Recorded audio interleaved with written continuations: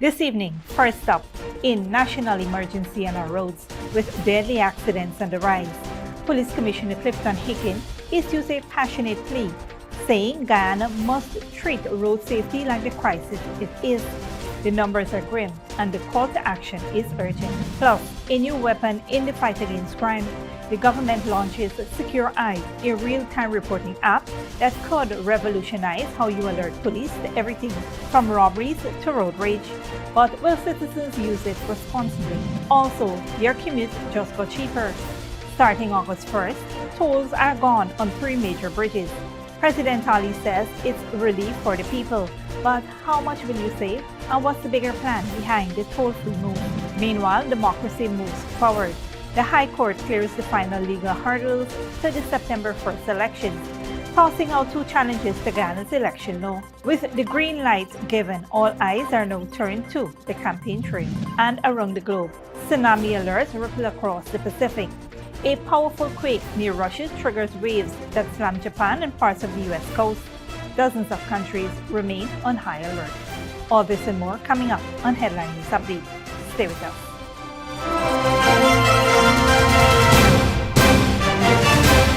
Welcome to this broadcast of Channel 2's Headline News Update for July 30th, 2025. I am Bibi Bacchus. Thank you for joining us. First up, Police Commissioner Clifton Hicken has issued a passionate call for road safety to be treated as a national priority, following a troubling rise in fatal accidents across Guyana. Speaking at the 2025 National Road Safety Stakeholders Forum on Tuesday, Hicken stressed that enforcement alone cannot reduce road deaths. It will take collective responsibility, improved infrastructure, targeted education, and a shift in attitudes. According to the Guyana Police Force, there have been 70 road fatalities so far this year, a 6% increase over the same period in 2024, with fatal accidents rising by 20%. While other categories of accidents decline, Hicken described the death toll as a heartbreaking reminder of the human cost. He called for accountability at the personal, institutional, and societal levels and urged men in particular to take greater responsibility, echoing concerns. Commissioner Hicken's message was clear. Road safety is not just a policing issue, but a shared national responsibility. To save lives and protect families, every individual, institution, and community must commit to change, embracing safer behaviors, supporting stronger policies, and fostering a culture where every life on the road is valued. Only through collective action can Guyana reverse this tragic trend and build safer roads for all. Minister of Home Affairs Robinson Ben also echoed those concerns, particularly highlighting reckless driving by men as a significant issue needing urgent attention. The Guyana Police Force has launched a new mobile app called Secure Eye to boost public safety through real-time crime and road incident reporting. Dominic Gittins explains how it works. The Guyana Police Force and the Ministry of Home Affairs have unveiled a new mobile application, Secure Eye, aimed at improving public safety through real-time crime and road incident reporting. The app was launched during the 2025 National Road Safety Stakeholders Forum at the Guyana Police Force Officer Mess Annex in Georgetown on Tuesday. With over 165 serious accidents and 70 fatalities recorded so far this year, the app is designed to support faster police response by allowing users to send photos, videos, GPS locations, and voice-to-text reports directly to the nearest police station. Safety and timely reporting matter more than ever. Yet too often, incidents go unreported. Confusion, long waits, and uncertainty prevent people from getting the help they need. Introducing Secure Eye, Guyana's first real-time crime and incident reporting app, connecting you directly with the Guyana Police Force. With Secure Eye, reporting is simple and immediate. Tap Report Incident, your location is automatically captured, submit reports even when offline, get an instant reference number and QR code, trap your report every step of the way. In emergencies, activate the SOS feature to call 911. Real-time reporting, offline submission, location-based assistance, direct police contact, confidential and secure.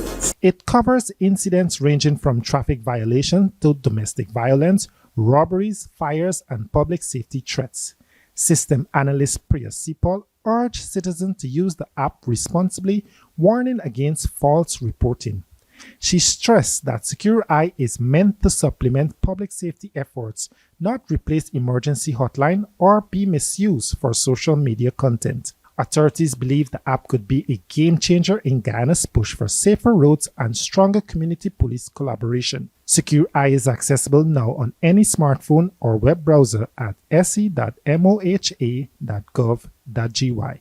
Reporting for Channel 2 Headline News, Dominic Gittins. Thanks, Dominic. Starting this Friday, August 1st, commuters will no longer pay tolls to cross three of Guyana's main bridges, the Demerara Harbour Bridge, Berbice River Bridge, and the Wismer Bridge in Region 10. The landmark measure announced by President Dr. Mohamed Irfan aims to ease travel and remove the financial burden on thousands of daily users. The President first shared the news during a community meeting in Port Moran back in March, reaffirming his government's commitment to more affordable and accessible transportation. He noted that this is not just a promise kept, it's a move to improve lives and create economic breathing room for working families. Currently, tolls range from $40 for motorcycles to $700 for trucks, while cars and minibuses pay $200 at the Demerara Harbour Bridge and $1,900 at the Berbice River Bridge. These fees will now be waived entirely.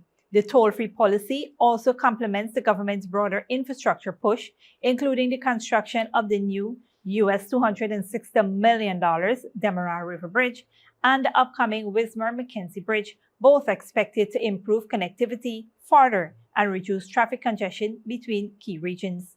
As Guyanese prepare to benefit from this new initiative, the administration says the decision is part of its broader plan to deliver inclusive growth, modern infrastructure, and real economic relief to citizens nationwide. For thousands of commuters, August 1st marks not just a toll-free journey, but a milestone in making everyday life more affordable and accessible.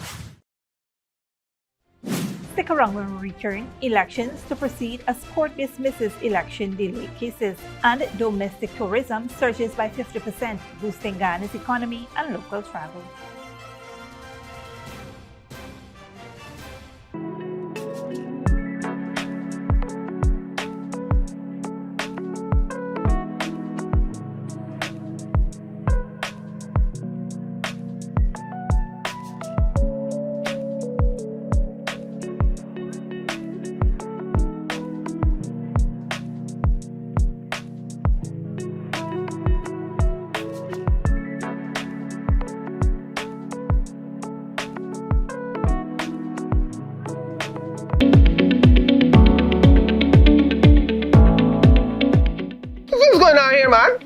Why the two of y'all look so gloomy? Uncle Joe, you know thief man been in the house and thief all the valuables, including the ID card. Now election come around and we want to go vote. We ain't get no ID card to identify ourselves. Now we can't go vote. Well, you need to apply to GCOM to have your ID cards replaced. But you need not worry that you won't be able to vote because you don't have your ID cards. GCOM has put other measures in place to accurately identify voters like you who may not have the ID cards. But how they gonna do that? How they gonna know is we name on the list if we don't have ID to prove it? In addition to your ID card, voters can present their valid passports or valid driver's license if they have these. Really?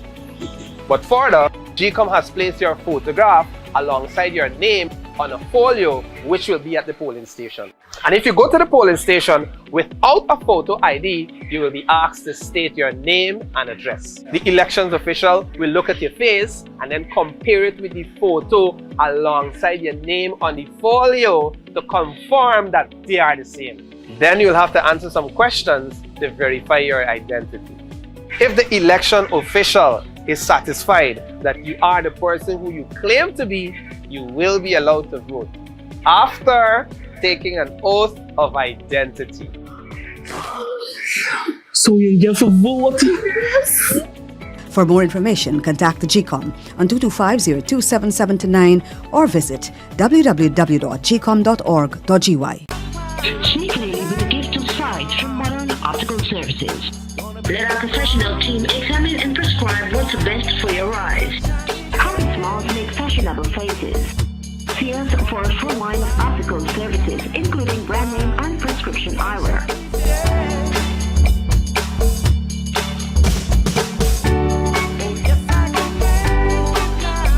Modern Optical Services, 316 Middle Street, Georgetown. Telephone 226-1082. Good girl forget things. What's the problem, Granny? I want money for borrow for those surgery. I was dancing and I fall and fracture my hip. If you need some quick money, you should check Lender's Jewelry and Pawn Shop. Lender's Jewelry and Pawn Shop, Lot 238 South Road, Border, Georgetown. Get jewelry made to order in just 72 hours. We also accept vehicles. Lender's, best rates, longest payback period. Boys, I get through. Plus, I could dance again.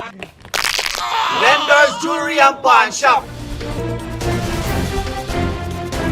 Welcome back. The 2025 general and regional elections will proceed as planned after the High Court dismissed 2 legal challenges, clearing the way for voters to head to the polls on September 1st. Dominic Gittins has more. With just weeks to go before Guyanese head to the polls, the judiciary has cleared the way for the 2025 general and regional elections to proceed as planned. In a decisive ruling on Monday, the High Court dismissed 2 legal challenges that questioned the legality of certain electoral regulations, clearing the way for an uninterrupted democratic exercise on September 1st. Acting Chief Justice Roxanne George on Monday threw out separate cases filed by Christopher Ram and Vishnu Bandhu, which argued that part of Guyana's election law, specifically sections of the Representation of the People's Act, violated the constitutional rights to contest elections individually. The court found these constitutional claims to be without merit. Attorney General Anin Nanlal welcomed the ruling, describing the applications as, quote, frivolous and possibly intended to stall the elections. He credited the court for ensuring a timely decision to prevent legal uncertainty from overshadowing the democratic process. Both Ram and Bandhu were ordered to pay $500,000 in legal costs, half to the Attorney General's chamber and the other half to the Guyana Elections Commission. With the legal hurdles now cleared, Guyana's path to the poll is unobstructed. The High Court's dismissal reinforces the nation's democratic momentum, ensuring that voters will have their say on September 1st without delay or distractions. Reporter for Channel 2 Headline News, Dominic Gittins. Thanks, Dominic. As Guyanese embrace the beauty of their homeland like never before, the surge in domestic tourism signals not just a shift in travel trends, but a powerful movement towards national pride, economic opportunity, and sustainable development, proving that the journey to discover Guyana begins right at home. Domestic tourism in Guyana soared by 50% in 2024, marking a significant milestone in the country's effort to promote local travel and drive economic growth. Minister of Tourism Wanich Waldron credited the surge to government-backed initiatives that made tourism more accessible and appealing to Guyanese, such as kayaking, culinary experiences, and nature-based adventures. Speaking at the Snap and Share 59 prize-giving ceremony, Minister Waldron highlighted how increased domestic travel has sparked job creation, supported community development, and filled resorts across regions like Lethem, Linden, and Mainstay Waiaka. She noted that the government continues to expand locally led tourism products nationwide and is exploring new ecotourism ventures, including a planned estate of harmony in Maracaibo in partnership with the King Charles Foundation. With local travelers leading the way, Guyana's booming domestic tourism not only strengthens communities and creates jobs, but also cements a shared sense of pride and stewardship, reminding every Guyanese that our greatest adventures and opportunities lie within our own backyard. Don't go away after the break. Diplomatic spat. Netherlands imposes travel bans on Israeli minister. And Trinidad and Tobago extends state of emergency as threats hatched in prison persist. Good girl forget things. What's the problem, Granny? I want money for borrow for do a surgery. I was dancing and I fall and fracture my hip. If you need some quick money, you should check Lender's Jewelry and Pawn Shop. Lender's Jewelry and Pawn Shop, lot 238 South Road Border, Georgetown. Get jewelry made to order in just 72 hours. We also accept vehicles. Lenders, best rates, longest payback period. Boys, I get through. Plus, I could dance again. Lender's Jewelry and Pawn Shop. See clearly with a gift of sight from Modern Optical Services. Let our professional team examine and prescribe what's best for your eyes. Our smiles make fashionable faces. See us for a full line of optical services, including brand name and prescription eyewear.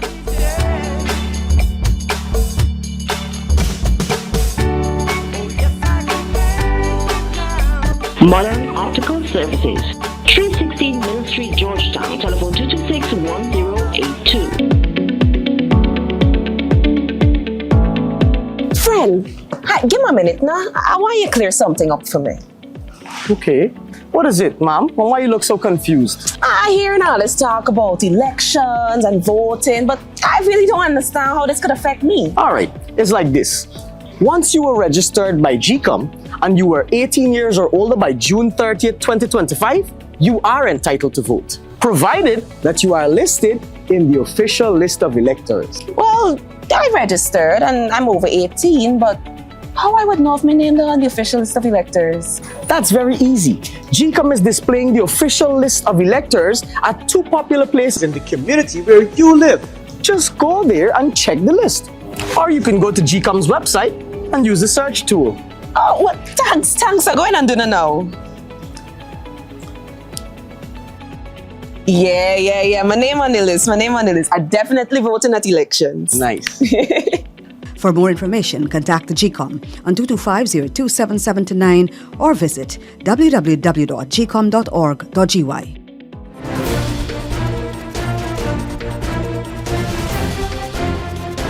Welcome back. Now we take a look at what's happening in the region and around the world.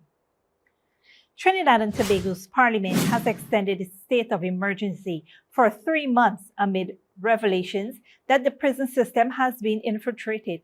Attorney General John Jeremy accused prison officers and attorneys of aiding high-risk inmates in plotting assassinations, robberies, and kidnappings.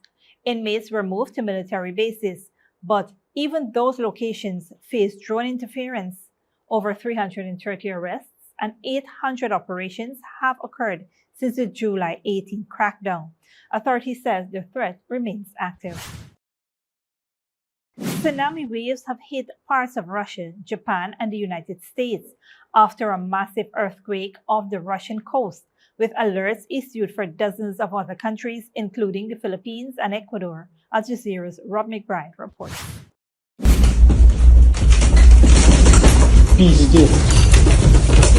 This was a major earthquake by any standards, the biggest to strike off the coast of Russia's Kamchatka Peninsula since the middle of the last century.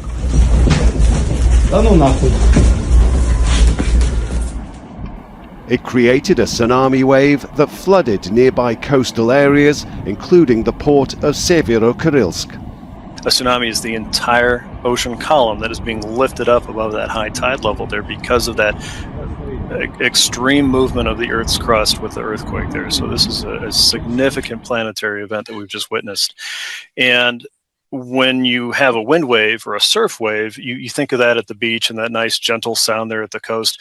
This isn't what this is. This is an ocean flood. As a safety precaution, all passengers and airport staff. It prompted tsunami warnings across the Pacific, as far as the western coasts of North and South America, while authorities in the central Pacific islands of Hawaii put in place emergency measures.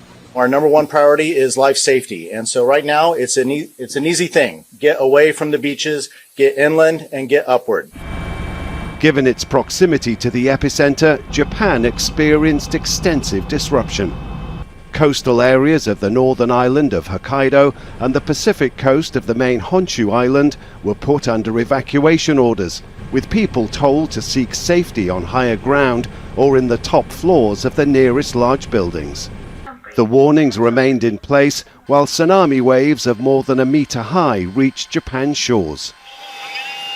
The worst tsunami in recent memory was the so-called Great East Japan earthquake in 2011, which killed thousands of people and caused extensive destruction. And people know to treat tsunami warnings as deadly serious. Rob McBride, Al Jazeera. The Dutch government has summoned Israel's ambassador to the Netherlands to denounce what it says is an unbearable and indefensible situation in Gaza. Al Jazeera's Step Weston reports. After large protests and public pressure, the Dutch caretaker government has shifted its stance on Israel more than 20 months into the genocide in Gaza. Alongside travel bans on Israeli ministers Itamar Ben-Gvir and Bezalel Smotrich, the Netherlands wants the EU to suspend parts of its association agreement with Israel. Israel is still not fully implementing this agreement.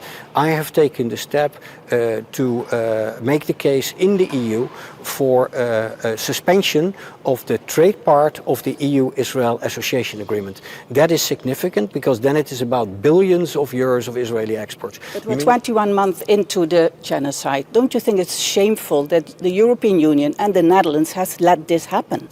What I see is the most effective way to end this catastrophe, the humanitarian catastrophe in Gaza, and this war, is a ceasefire. Israel is an ally of the Netherlands. You have a lot of power and instruments to use against Israel, and you haven't used them.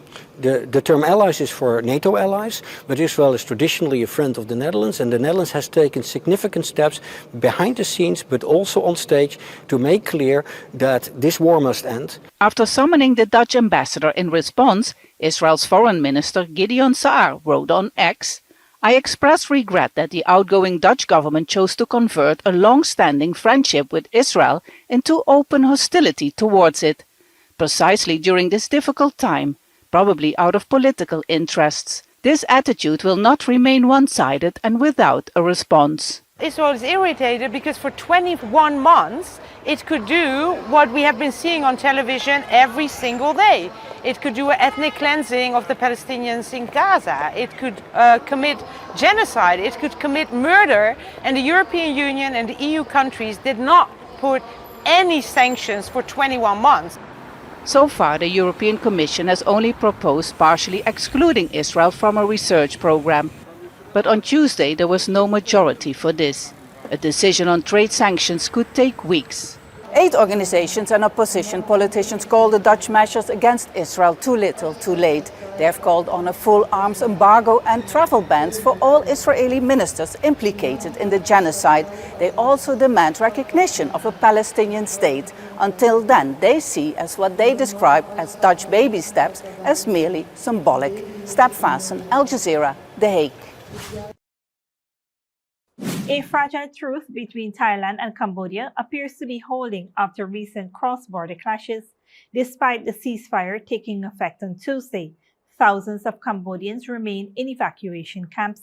Al Jazeera's Barnaby Lu reports. Sung Chu Lin had kept her restaurant open through 5 days of armed hostilities between Cambodian and Thai forces, the latest conflict in more than a decade in a long-standing border dispute. I decided to stay because someone had to feed the doctors and police officers. Everybody else stopped selling. But even after the two countries had agreed to a ceasefire, she's still the only one in her community serving meals. That's because thousands of families from across the province of Oderminchai have opted to stay in evacuation camps for the time being, despite the poor living conditions. Staying here is safer. I do not dare to go back home. I will go back when the authorities tell us to. The provincial capital, Samrong, still looks deserted. The streets and homes empty. Schools and businesses remain closed.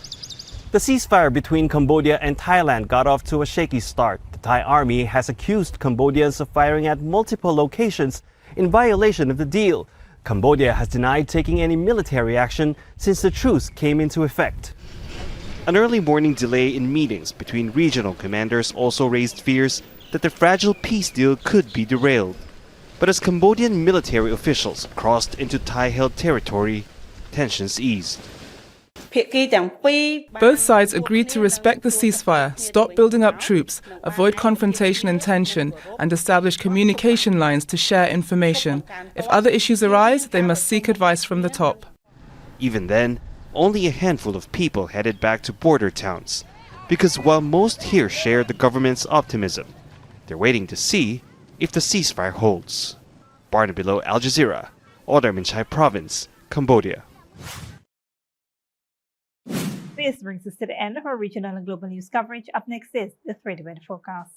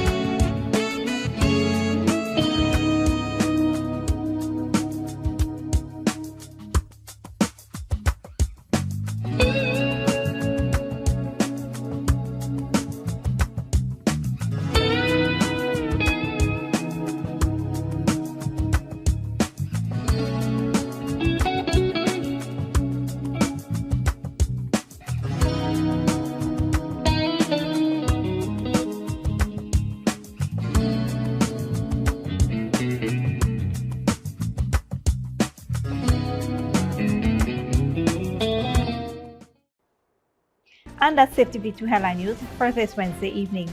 As we take our leave, we invite you to follow us on Facebook and YouTube. You can tune in tomorrow at 6:30 a.m. for a rebroadcast and at 7 p.m. for more news.